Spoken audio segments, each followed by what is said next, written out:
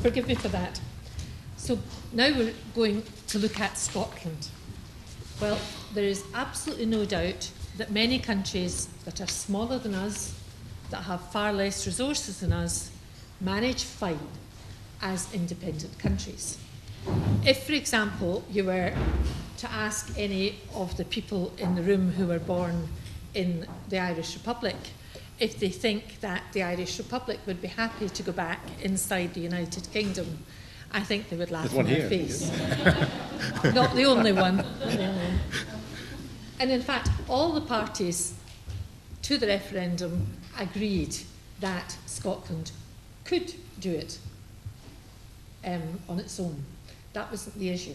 It was, would we want to, because were we not better together? And since the crisis in 2008, we've also had that we're all standing shoulder to shoulder or all in it together in this fighting austerity and fighting the recession. So is that the case? Are we actually better together, or are we indeed all suffering the same in this austerity drive that's going on just now? So what we're going to do just now is to look at Scotland within the United Kingdom. In the spring of 2013, at spring and summer, we each produced a paper which was in the Jimmy Reid Foundation, so you should find it there if you're interested. Jim looked at the mismanagement of the UK economy on the international stage, and I looked at the Scottish economy within the United Kingdom. So there's that in the past. I'm not going into that, but it's interesting. We're now 18 months further on, and what's actually happening? Well, there has been a recovery to some extent in Britain, and in fact, you'll have heard George Osborne saying recently that we are the best of the G7 countries and we're doing extremely well. So let's have a look at, can you see that? Within the United Kingdom, what has been the percentage change in, now the word there is GVA, gross value added, as opposed to gross domestic product. Gross domestic product is the sum of all the goods and services produced in the country. But when we're doing it within the United Kingdom, they use the concept gross value added, which is virtually the same as GDP, except that there's another part of the United Kingdom called extra regio, which is the North Sea.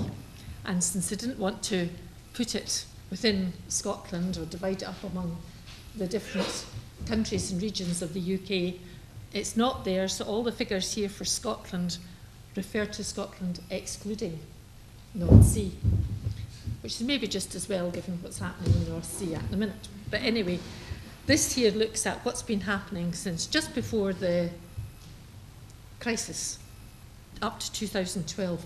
Not all the figures go up to 2014, obviously, because it takes time to collect the data.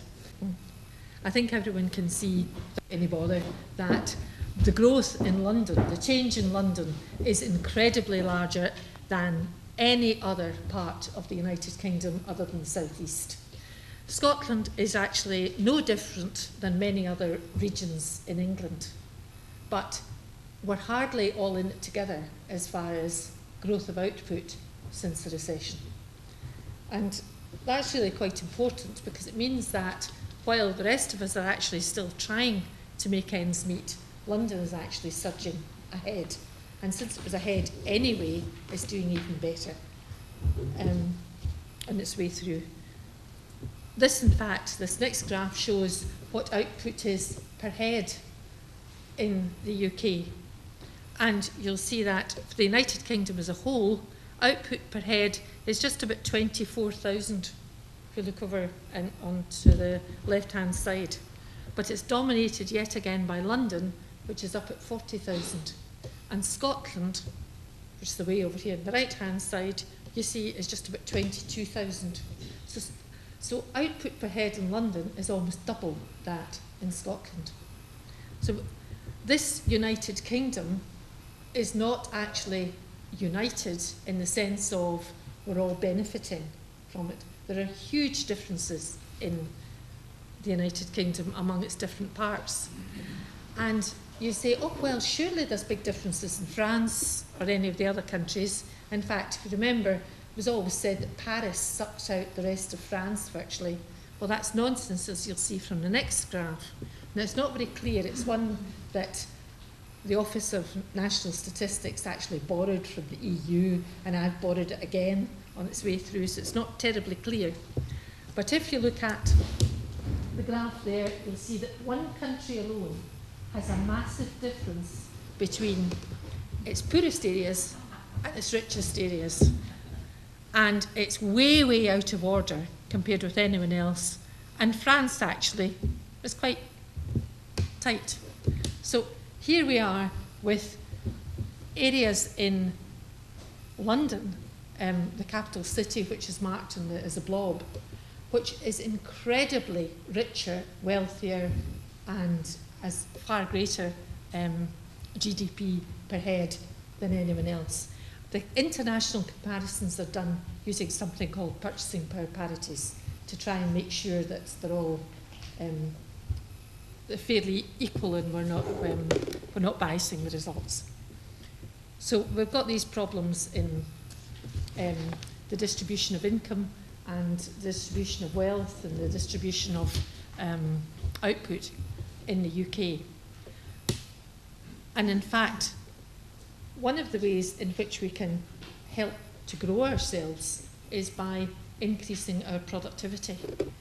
And this next graph shows the normal measure of productivity in a country is the amount of output you have per hour. Sometimes it's given per job, but in this particular, a much better one is per hour. And when you look at that in 2013, you see again, there's two areas in the UK that are doing rather well. And I'm afraid all of the other ones are not doing very well at all. If you take the UK as being a sort of index of 100, then Scotland has only sort of 98% of UK productivity, whereas London has almost 130% of UK productivity. Sad thing is, of course, that UK productivity is pretty pathetic as well.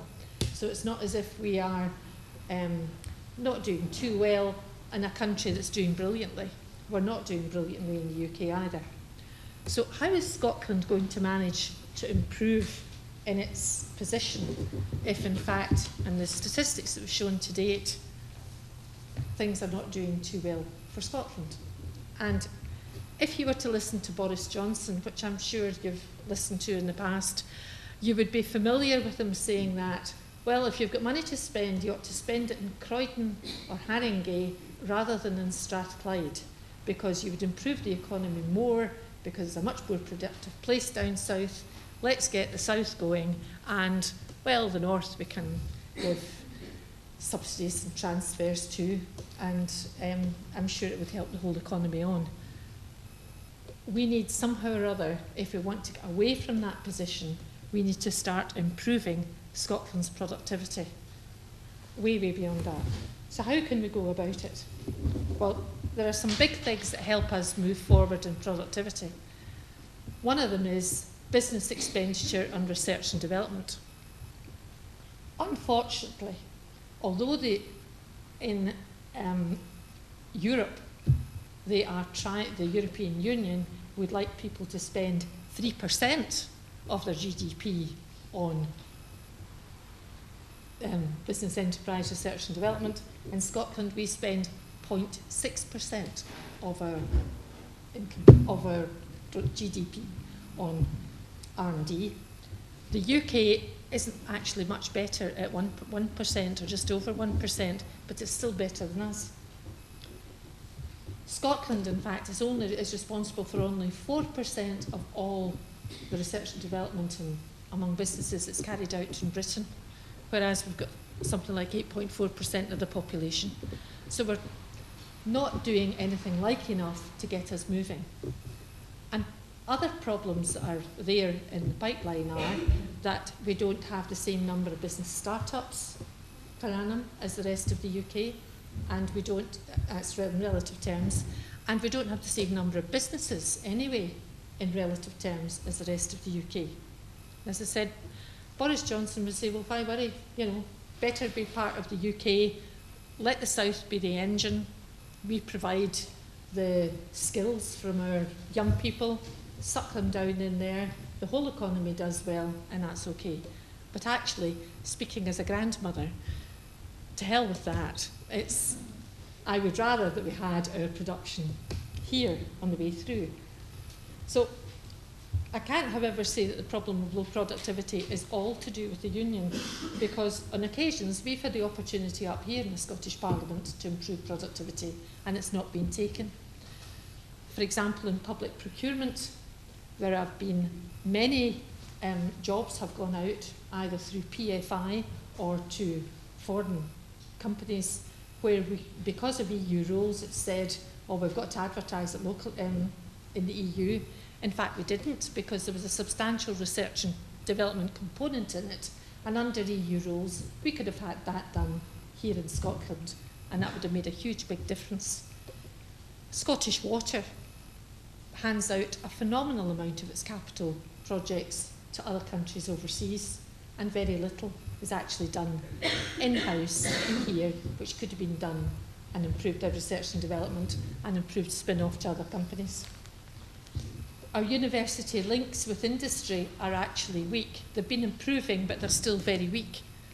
Our universities do a tremendous amount of research. When they're looking for a partner, they tend to choose one down south or other countries' companies. We need to do far more to improve that as well. So it's not just a function of that we're in the union. Our own government is pretty bad at it on the way through. The next chart shows another way in which we could be improving our economy, which is in increasing the number of employees, which usually is bringing in youngsters and people who are freshly skilled on the way through. And looking at this chart here, where's Scotland?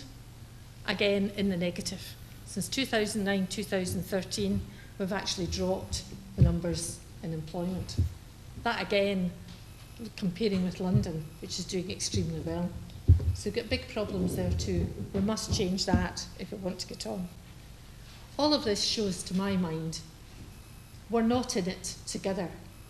There are most areas in the UK are not benefiting from being in this union with London and the South East. And part of that problem is that we're all in the monetary union. And in that monetary union, the rate of interest is set to obviously to benefit the country as a whole. Since at the minute the big powerhouse is London, it's going to benefit London. What benefits London, demand there, doesn't necessarily benefit what's happening in other areas of the economy. In fact, could be detrimental. London is now responsible for 25% of the total of gross domestic product in the UK. It also has 17% of its total employment is within the financial services sector. That is a very risky way to live your life as an entire country, with all of that centred in London. And because that industry is centred there and it's so heavily skewed towards the financial services, then the policies of the Monetary Policy Committee are likely to favour it rather than the hodgepodge of industry, etc., that's around the rest of the country. What other things I'd like to show you just now show that we do have problems? And not just Scotland relative to Britain, but within Scotland. Because I think if you were going to be looking at Scotland post the referendum, you should be looking at Scotland in its variety, rather than just concentrating on an average for Scotland.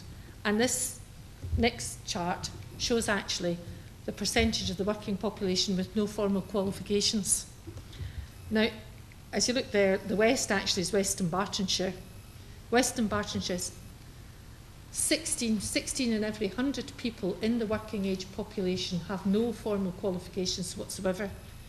Glasgow's getting on for being as bad. whereas the average for Britain as a whole is less than 10.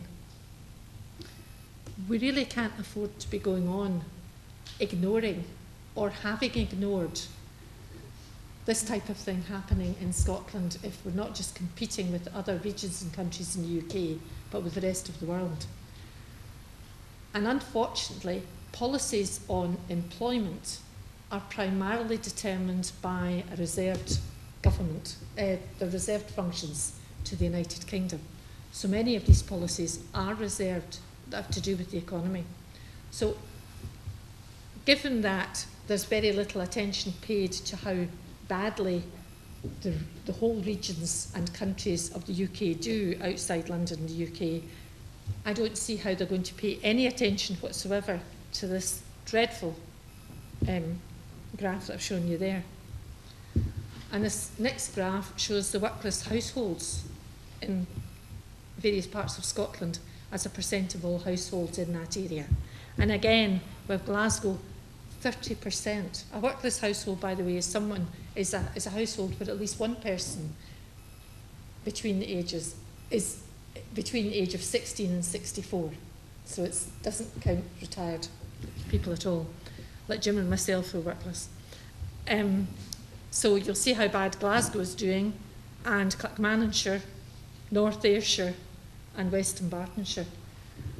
We've really got to have a good handle of this and start to have policies that can master internal problems like this. And although those are the only two charts I've got up here because of lack of time, I could go on with many others like children in poverty, etc., which would all show a similar picture.